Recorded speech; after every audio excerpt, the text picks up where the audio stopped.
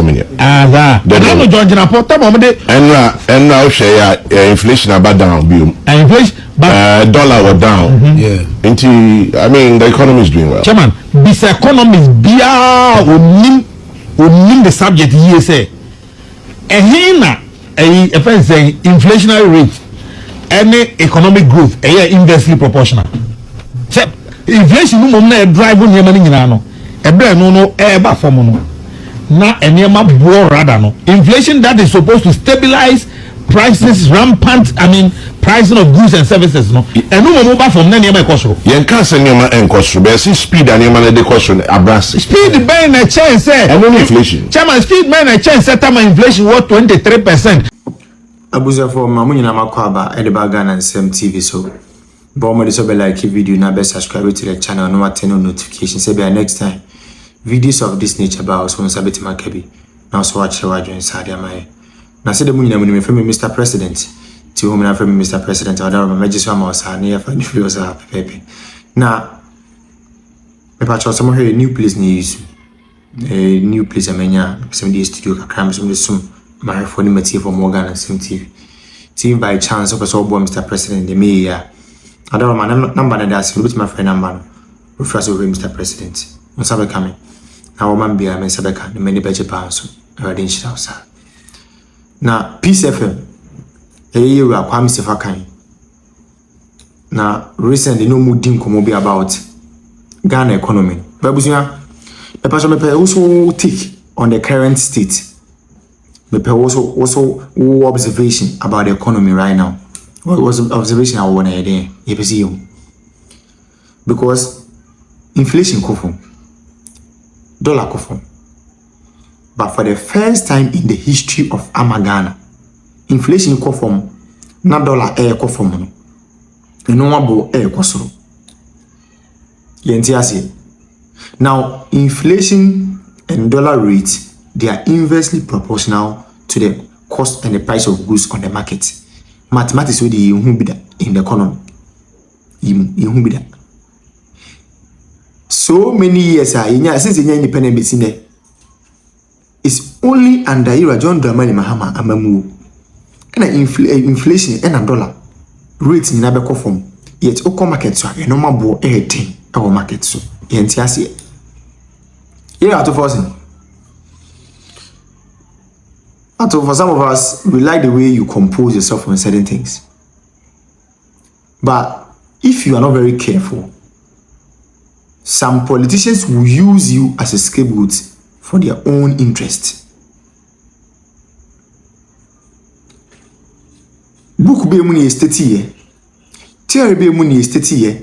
And on which practical grounds any will be apart from Ghana 2026, 2025, 2026 we say dollar beko form, inflation beko form, and so normal beko so.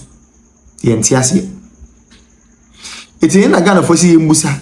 Say we know AI dollar na form na AI generated inflation here the year mana. Moment yentiasi because we are say we see the BBA TMC, which may be and this the engineering. These are genuine questions that those women in the Makola market they are raising. Because no na me market account who hire. And these were genuine questions that people were talking about. Because on what grounds? And inflation back from dollar back from GDP, everything will go down. All the primary indicators such as say we go from what we are supposed to live a very smooth and comfortable life in IBC. Yet it's not reflecting on the market. These are things that we need genuine explanations to. We need genuine explanations to these things. Now, comes if I can piece from Makasa. Maybe I might be talking so long. Maybe there are mommy and Konyanko head almost so kind of maybe I made that I made to foot money. These are renowned journalists. They've been in the system for a very long time. Whatever I hear discusses here, they've been there and they know. Because economy can I am new mean able to money able to win economy near Quainfa. You put to win economy near Quainfa. Mommy and Konyanko as me comes if I can any piece of camera. Semenya. That. And I'm not John Janapo. And now share inflation about down bill. Inflation, but dollar were down. Yeah. I mean, the economy is doing well. Chairman, this economy is beyond the subject here say. And here a friend saying inflationary rate, any economic growth, inversely proportional. So inflation no more drive on your money in ano. A brand no ever form. Now rather no inflation that is supposed to stabilize prices rampant. I mean pricing of goods and services no and no more from any cost. You can't send your man and cost speed and your man the cost abras speed ben a chance and only inflation chairman speed man a chance set my inflation what 23% now for 14.2 now inflation about 3.3 uko totals this year diesel 18.67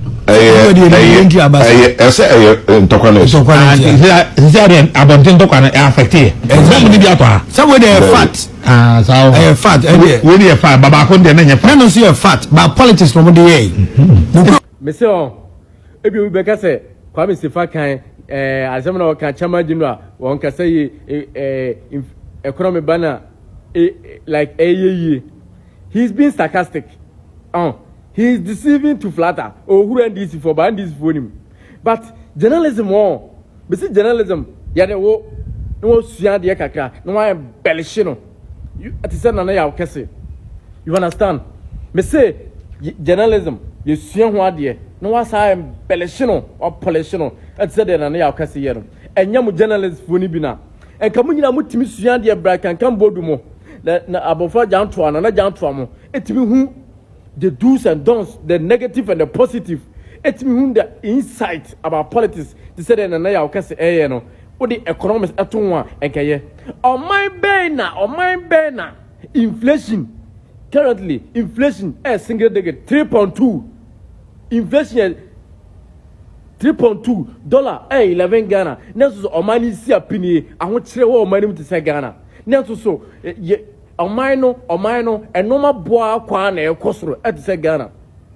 Nana Kufaro pencil, na inflation, and I'm 23.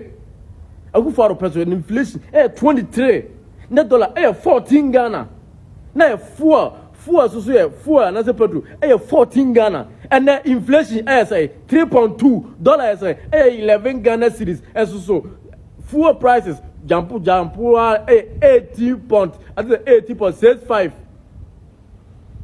Now, Crocodile John, Amamo Beno, Robin Peter to pay Paul. Amamo Benny, Amamo Fun, Amamo Can Benny, Mamoniac Mamo Benny, Amamo Yamu Mae, a favor minimum, Amamo Benny, Amamo, my money may rename Yamon and Yason Paso, Nagana for a penny Benny. Now, say this are buying their own. Seminya microphone, minya microphone. Obedun for boame na minya microphone simi dem monoma. Mawu, ji se bia mbetche mo dem obome. Anasa mo dem mo pa se obi minya microphone na bia minya street na minya video say ya. Na minya bi dia mawu. Because amamu a inflation ewo from dollar ewo from oman etse oman Ghana. Na se na atemamfo wo chire omu. Na se na normal board ding. A bag of sachet water. 15 cities. Now you talk per sachet water beer ya tono 1 Ghana cities if 6 April echo. Okay, chem say on my more Aban papa ba on my more efo. Adia de trema adia on my way efum trema adia Nana Kufaro pension na ne bo no ye dey. Ewo soro na sisi aso bo na aba fom. Trema adia ni ya tono Nana Kufaro pension anane bo no soro enne me no kase ne bo Eswati, tell me be ultimi pinpointed. She was adding on conversation. But see journalism on. A young son at the agent. Yes, I got some consul anymore. Now kasa anyhow. Oh my dawakuma swa. So mam or mine dawakuma so now free so back kasama on my ya can fact ya can ya say. And you 1 city 2 city Minister Bibaba show so no they are more show but to me can go and find 3 minutes and answer Aban. Mama yan can crunch ya man for journalists so my way 2 point ayamo. And now me no can say MPP are buying John Dome what do you call Nana Kufaro. And they allow Dr. Mamuba and the my Ghana no echo nim. Nana Akufo-Addo ene baumia e de man we korinum mo sa de amamu na ma John Dramani mama no sa de square zero o sa de kona chikura this e bia de onwene na won so man we sa kona chi back to square zero this e de onwene e na won so man we kona chi square zero this e bia onwene we live to see yen na wom apapa so pa nwoma so nyena num de ntade mom ni ye mu ntira pa ama sese de kane opani ba ko ana wono eye Attorney General and Minister for Justice lawyer Godfred Yebo Adame ena wo ka che odu omai Ghana ya bamu enhyehyɛ ya opani anu ogina enkitahudie bofotene enhyehyɛ so onumanyafo Felix Kwache ofosu se be me na be pache wo asem no akati ame no betwe sensan ne pache wo enye saa me ne wo betwe ne tentan e wo mra kwan so ya enya asem keto akra anopai daily guide e bo amane se oru Godfred Yebo Adame se no krese yesese wo pe enhwehwemu bi e wo asoye bi a wugina right information bill no so no watintim krata e de akosa asoye no na ono de sese wote ho a ne ho pampa na je ba bia wo ko social media no so kra de akon wo trend on tiase e no wo je bre e no wo tietie videos ni bi e no wo san so ekin kind of wo krata wodo wo tietie radio e no wo hwe TV ahodo no hu se Aban no kita hodie bofotene onumanyafo Felix Kwache ofosu akoka se akonta mine na mpanifo se na wodi ne dwumadi a emfa mra kwan so no ono kane Attorney General and Minister for Justice Owura Godfred Yebo Adame onim hu bi na Owura Adame so oti asem na ode nsa to na no se etimo asem na krache ne kan sa na ade onime se me na me ye from goodie to ewo brekra emfa mra kwan so ane wo so kasa sa da bi ni modu eni se wo kasa sa na Owura Godfred Yebo Adame se eno nten kwada nchan no oti asem ne ko akira na okohunu se Owura Felix Kwache ofosu se na no ensanchofo bi tintim krata eba na so ya na wo mu penchirimu e de fa akonta mining ne enim so se akonta mining de eye NPP amanyoko no udu asantemantamu a wondwem tenafo Owura Bernard Antwibu esi akoche ma wuntumi e na akonta mining ye ne dia emu nsensem kwa de mpanifo kwa da so gina court e wo ho ya enya asem keto akra na wo se Owura Felix Kwache ofosu eye obenima bosume de toso aduonu emienu wafimpi mienu eni aduonu enum eka de chance ntwofo ana omokope nkyiremu ogina krata so ekyekyere wo mo se a criminal investigations department ekoye nhwehwemu na wo mo hwehwemu no saa bra na mampenda da Akufo-Addo te akunya so no eba beto odwa se akonta man ne dwumadi na odi no enamra kwan so wo de tutu asem na etu fom gudie no yesi nwura kwaye mo asem na mefiri ho ba na de na betimi ayeme nenso saa bre no Attorney General and Minister for Justice Owura Godfred Yebo Adame esan se omunim hu binti no wo man ka hwe endin to odo no hu nse mampani da Akufo-Addo ene Godfred Yebo Adame omunim hu bi enti no kaaye saa asem no so no yesi enye eye krata ne nkwamu no ka no osan so kogina good evening dwumadie so Owura Paul Adomoche nkomo so mo san kaaye eme ho kra ne yesi Paul Adomoche kwotwe na agency so se se ni se mo san so susu dia se wono de ehwehwemu aba ne nko ade ohu ni se nhwehwemu na aba na wo sempanifo 2-1 amona oman 2-1 amonti no wo mo ni mu bi sa seminti e na kane pani ana oja oye Aban no ya pani no hwe atentene ensem so Owura Godfred Yebo Adame se ene onye na so Owura Felix Kwache ofosu wate wo se aduasam yenu atechire madaso kasa asemu a eche so wadansede eti se wa ma metwe ansan ampa chew ama na koma ntone yema wo se ni obehia no court na ne eka hu bia no wa ba beka ama Ghana fo so atebi e ho no se asemi onfa ncheda ena no pay daily guidance so ebo emu amane two consenting adults enye rape enye defilement omo aye omo adwen so mpese omo koye omo ho wodem no enye yemu bia asem ebeye yasem so omo ye omo adwen sa adekoro na omo ye no omo di bepi abontin ama ye nyina ayahwe ene ekofa as LGBTQ asemi ba yi ana se omo be hyeyen ana omo be so di pia abontin ana de be hyew ana on fam pia firi ni dem ma abontin a oye den hyew ene ekofa LGBTQ yeti oman we mu dwen yen ho saa mere no na still petrol le kosoro na ye free covid mu aba ye ni abiri ye tiri ho na ye hu ne ye nye ye hu okrom ha ye wo pertinent issues, serious issues. Any I say Australian commission say hwan akwa hia nkrofo bi wo baby fiti here Sam George say on tiasie kiki chese en le kofa LGBTQ nsemi bayi was so president called you. Me dem ba. Enka yen conversation hu wokrum ha. O man we me nka ho.